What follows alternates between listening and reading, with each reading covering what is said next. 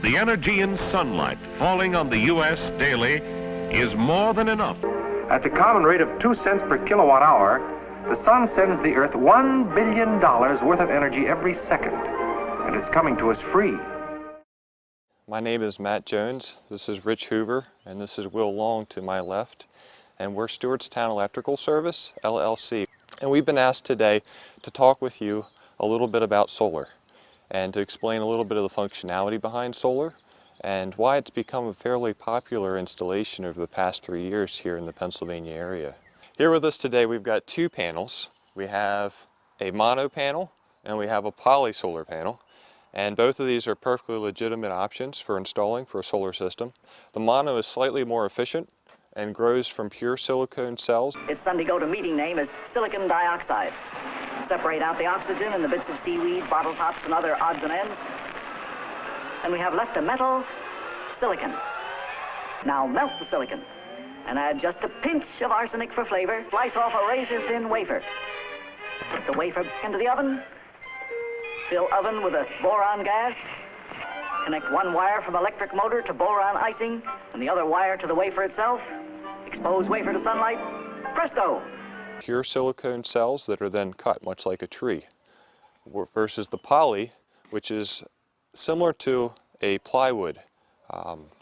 As an analogy would go, it's a bunch of flakes of silicone that are pressed together to form each individual cell. So slightly less efficient, slightly more efficient. Of course, cost-wise, that also comes into play. Monos are typically more expensive, and polys are typically slightly less expensive. So those are the two options that are predominantly out on the market for solar systems. Each panel, regardless of the style, is made up of a cell, and there are rows and columns to those cells. And within each individual cell, there's a slight conductor, about a hairline conductor, that then flows those electrons into slightly larger trunks that flows upward into slightly larger conductors until we get to the back of the panel, which then has the wires that connect to the panel next to it, and so on down the road. The way that panels actually work, the sun produces photons, and those photons are little bits of energy, and they help us to see. That's what our eyes pick up as well, in order to have the energy to notice colors and to notice shapes.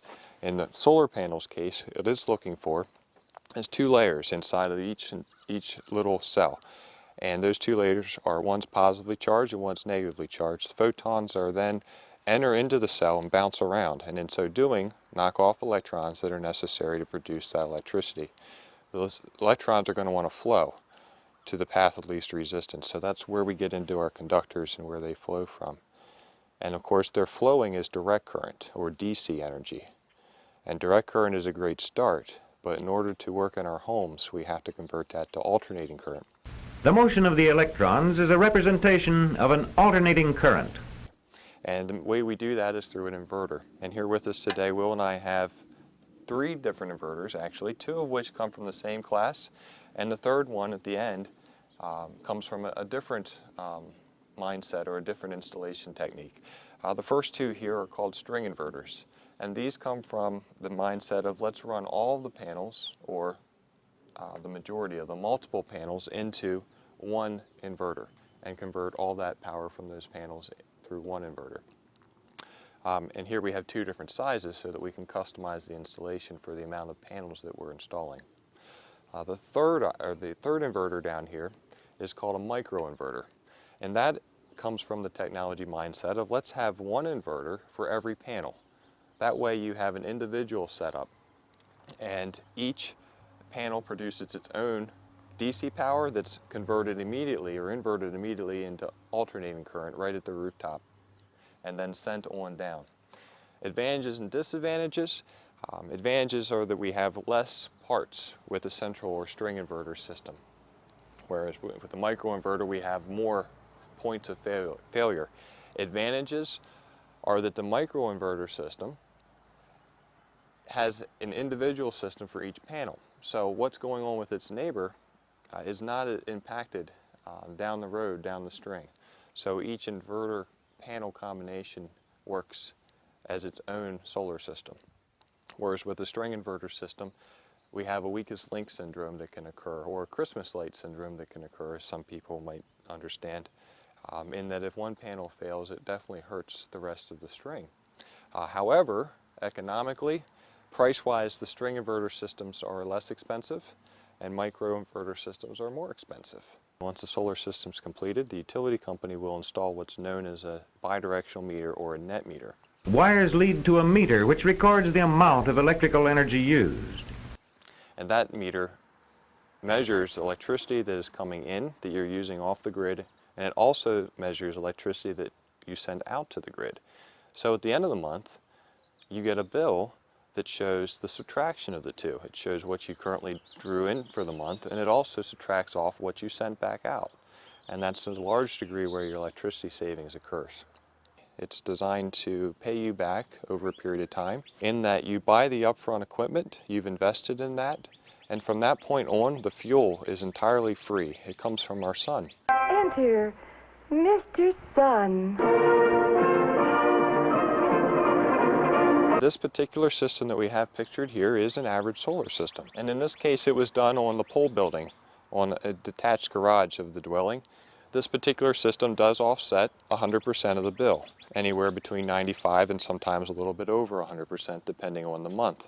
In fact, they produce nearly double what they do during the summer months than what they do in the winter months. But on average, solar systems are designed to offset an entire electric bill.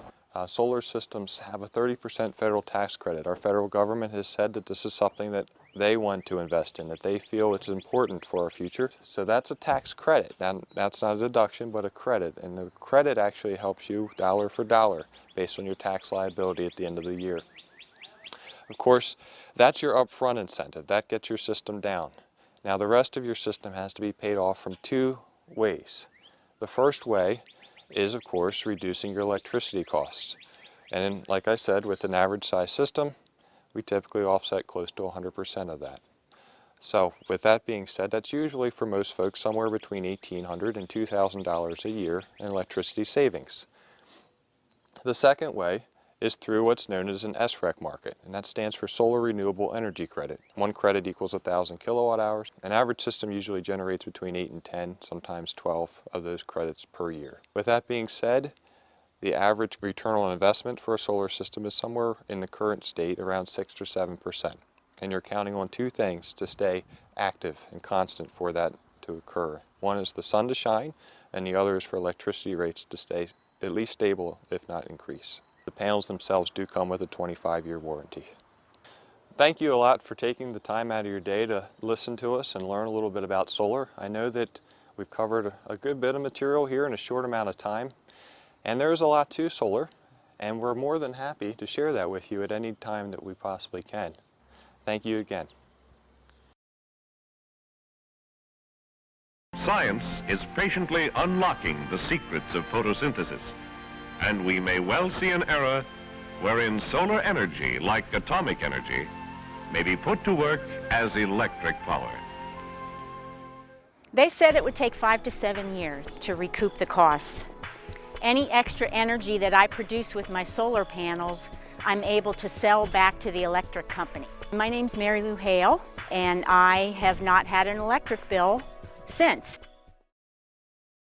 Back here with event planners John, Steve, and Melissa. Melissa, could you please tell us about Go Green in the City?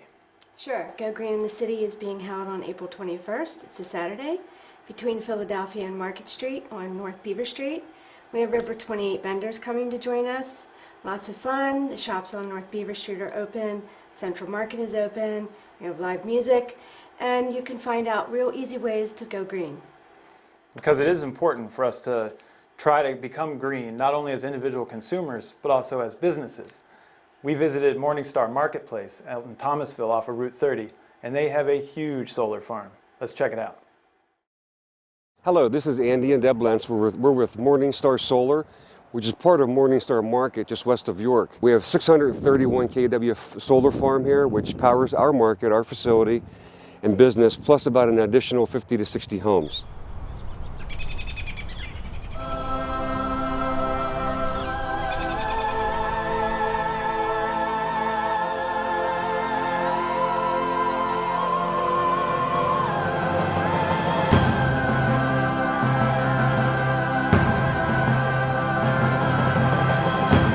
one of these systems puts out 240 volts DC.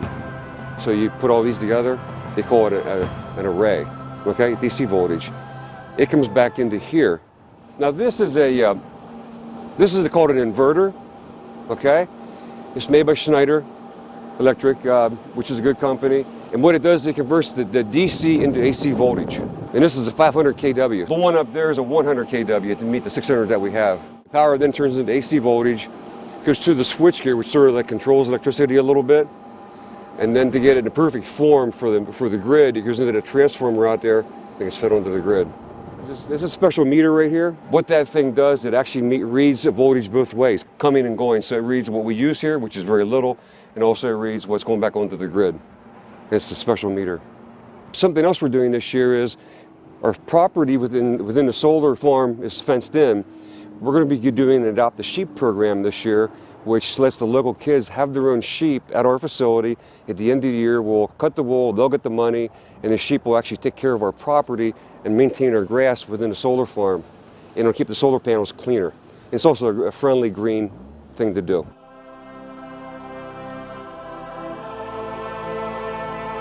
It's always facing south.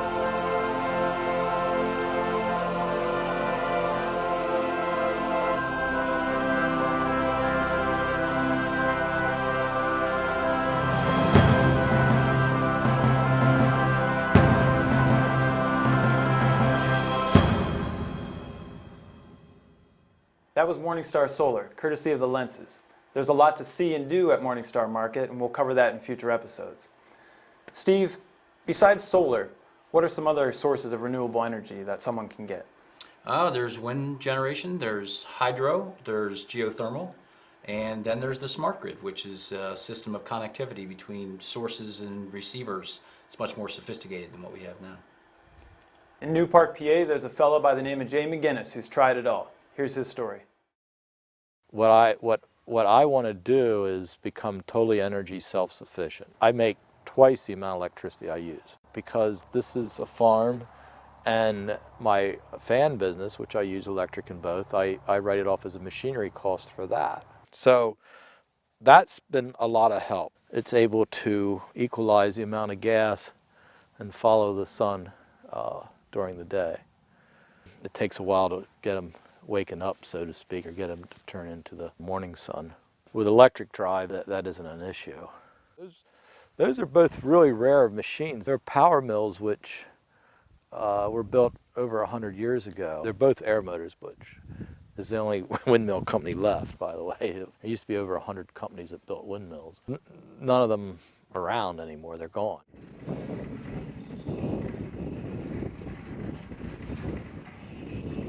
I consider it a mistake that I bought that. It only provides maybe 10% of the electricity I could use here. We have a lot more sun than we do wind. Now, if you're off the grid and you're charging batteries, I would want one because in the winter we have 10 to 12 mile an hour wind and not as much sun. And there is a solar hot water heater. Those are the vacuum tubes. They're connected in the basement to a tank through heat exchangers and puts the heat into the tank in the basement. Air conditioning is almost free. I mean, it costs very little to run a geothermal air conditioning because you have 55-degree water. That's one of the beauties of the geothermal is that you just push a button to either go to air conditioning or heating.